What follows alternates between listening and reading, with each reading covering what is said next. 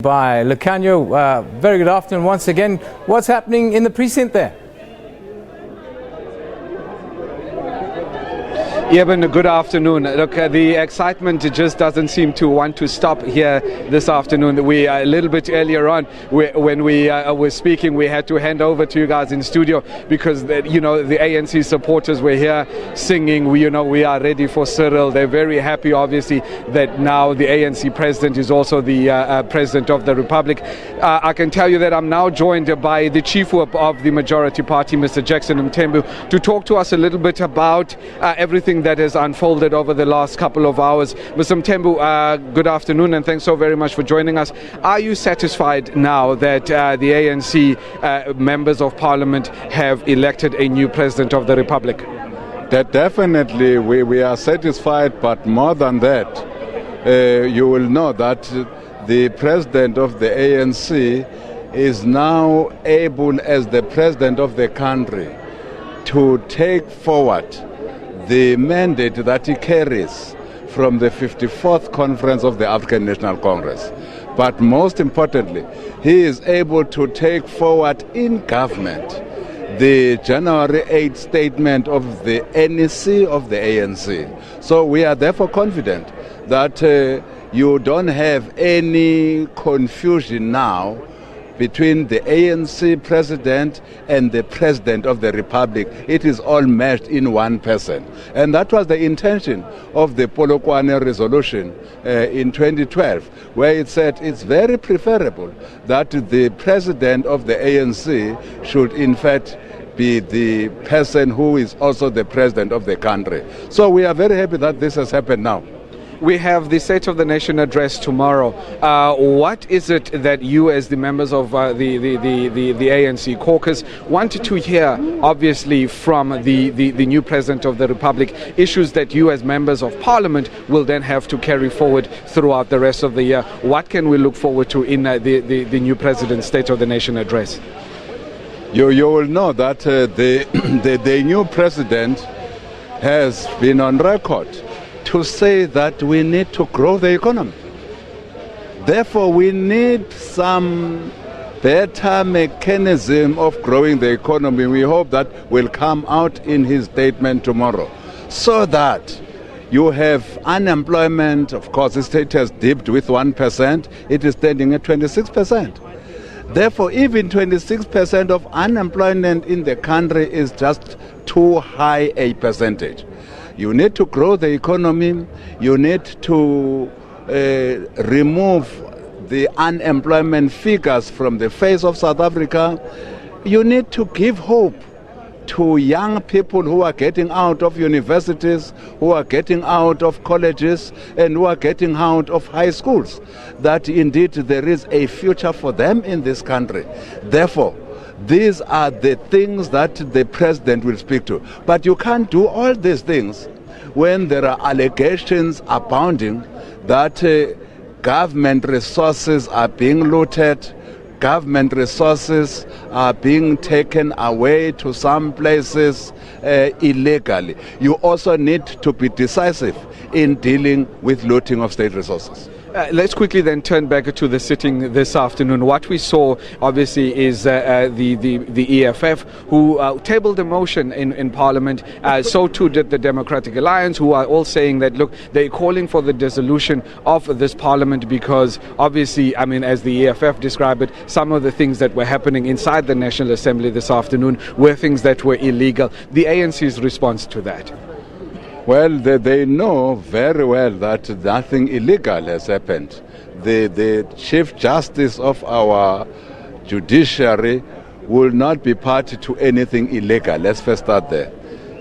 Of course, even the election of a president that happened this afternoon happened in terms of Section 86 of our Constitution. So that was constitutional. That was informed by a vacancy that has been created with the resignation of President Zuma after his recall. So there was absolutely nothing illegal. There's nothing unconstitutional. We are very convinced that basically the EFF was political. So no support of the motion to dissolve Parliament then? What will be the basis? Because you see, you don't dissolve Parliament for the sake of dissolving Parliament. You should have a basis for dissolving Parliament. We have no problem if they want us to discuss a motion that the DA has put on the table on the dissolution of Parliament. By all means, we are ready as ANC to debate that motion because there is no justification. First of all, Parliament is working. Parliament was at work this afternoon. Parliament will be at work tomorrow, getting the State of the Nation address from the President of the Republic. Parliament will be at work on Monday, debating. Parliament will be at work on Tuesday, getting a response. Parliament will be at work on Wednesday, getting a budget statement. Now, what is it that Parliament is failing to do? I am battling to find grounds for dissolution, but be that as it may, we believe also that is political. Let them come and bring that motion before the House. We are prepared to debate that motion, and we are confident that many parties in that House will not agree with that dissolution of Parliament. All right. Thank you very much, sir. That was Mr. Jackson Mthembu, who is the Chief Whip of the African National Party, the majority party, of course, in the National Assembly and in Parliament. Let me quickly bring in now Reverend Kenneth Mishwe, who is the leader of the African Christian Democratic Party, to give us his take as to the events that took place this afternoon. Reverend Mishwe, just initially your reactions to the election of Cyril Ramaphosa as President of the Republic. It was interesting to know that all political parties supported his nomination and election. When an opportunity was given by the Chief Justice for a further nomination, nobody came with another name, meaning that all members of parliament, all leaders in the National Assembly believe that if Mr. Ramaphosa is given an opportunity and also is helped, he can help turn the corner for South Africa. We are all concerned, obviously, about the morass that we're in, the corruption that South Africa is in, and we are determined to help him to succeed, because if South Africa sings, we are going to sing together. But we want to see South Africa work, we want to see South Africa succeed, we want to see South Africa become a model among nations of the world, and also South Africa defeat unemployment and joblessness. We want investments in South Africa, and to do that, corruption must become the number one enemy of Mr. Ramaphosa. We are going to remind him of that. If he becomes ruthless with corruption, deal with criminality, and ensure that even in cabinet he uses as broom to sweep clean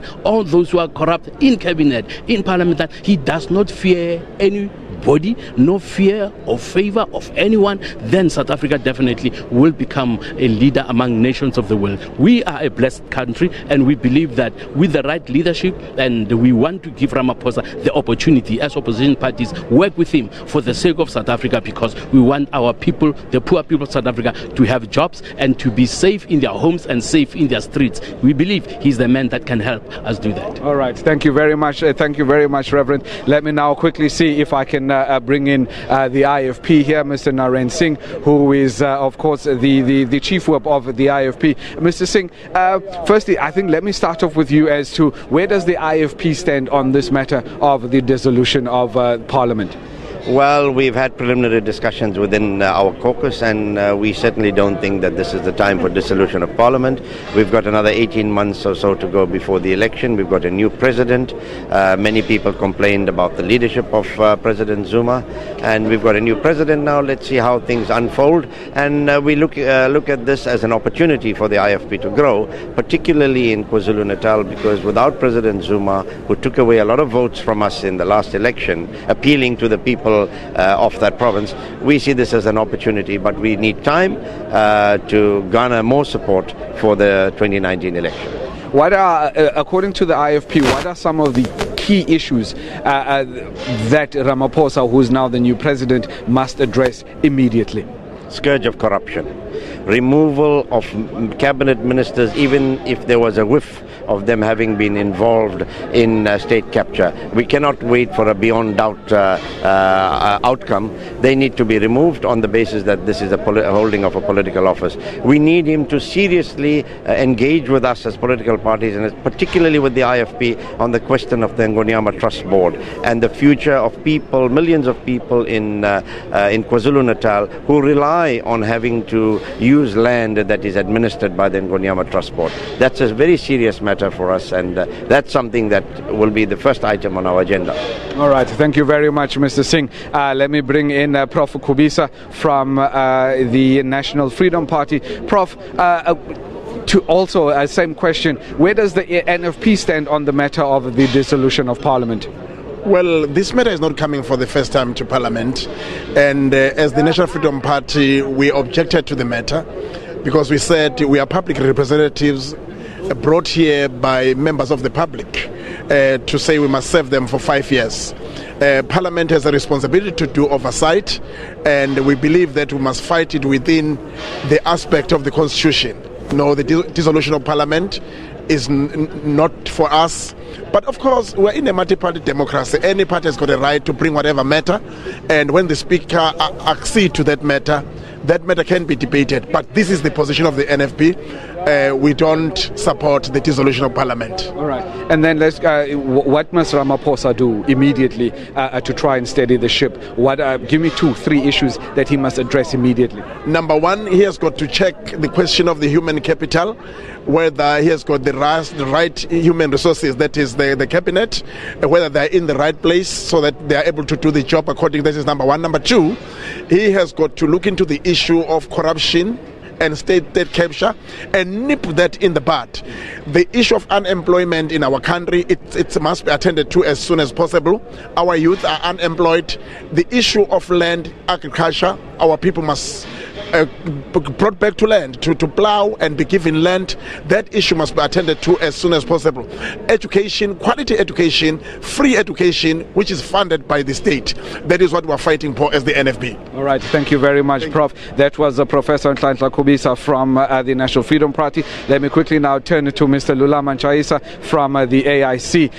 Mr. Nchaisa, your take on your reaction, at least, as to the election of President Cyril Ramaphosa. Yeah, as African Independent Congress, we welcome the election of Cyril Ramaphosa. We think Cyril Ramaphosa is going to be equal to the task because there are policies that are supposed to take the country forward. So if he does implement those policies together with the people, then we think he's going to make it. And again, if you can just reduce the cabinet, because it is too big, man. There's a lot of money that is being wasted there. So he must just reduce the cabinet. Then we'll see what is to do, because we have got to bring services to our people. Yes. All right. So thank you very much. That was Lulama Nchaisa from the African Independent Congress. Before him was the NFP. So a range of MPs and multiple parties here saying that they support President Cyril Ramaphosa, and the fact that he's got a couple of things that he must urgently attend to. Eben, one of them is corruption. Second is he must reduce the size of his cabinet, and that whoever within his cabinet, if there's even a whiff of them being being implicated in issues of corruption, he must immediately get rid of them, and they must be dealt with by the by the long arm of South Africa's law. And then thirdly, I think the issue of land and obviously the issue of expropriation without compensation is something that the new president is definitely going to deal with in Parliament. Eben, it's over to you in studio. Yeah, thanks a lot to Lucanio Talata, doing a super job down at Parliament. Of course, it's all happening there. It's been, some call it a landmark day in the history of South Africa, the 5th President of the Republic.